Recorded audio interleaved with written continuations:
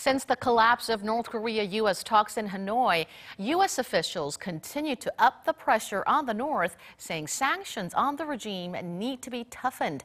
But Seoul's top nuclear envoy says sanctions alone will not work. Lee Do-hoon has more. Though sanctions can have some effect, Seoul's nuclear envoy Lee Do-hoon says sanctions by themselves cannot fundamentally resolve the North Korea nuclear issue. North Korea has persisted nuclear development through decades of sanctions and pressure.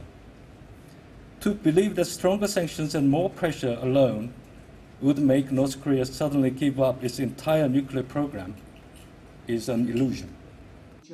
During his speech at an expert discussion on the Moon administration's Korea Peace Initiative on Thursday, he said efforts to resume dialogue need to be continued, despite skepticism, limited time, and mutual distrust. He also said, though the top-down approach between Pyongyang and Washington is one of the key factors for success, there needs to be more working-level discussions.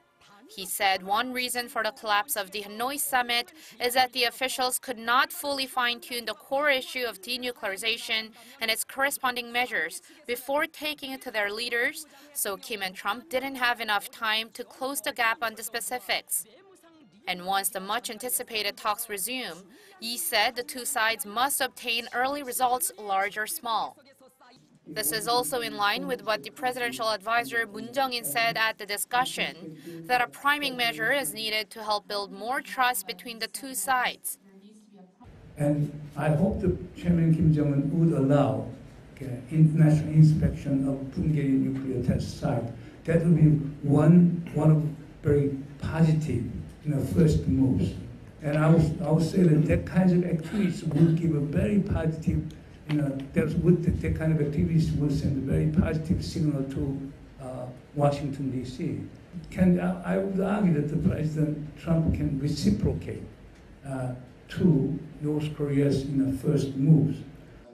Moon said a partial lift in sanctions, such as giving the green light to inter-Korean projects, like the reopening of the Kaesong Industrial Complex, could be a possible reciprocal measure. But for that to happen, the special advisor said President Moon Jae-in will have to put in a lot of effort to convince the North to agree with a comprehensive agreement and to persuade the U.S. to accept a step-by-step implementation. Lee Do-hoon, Arirang News.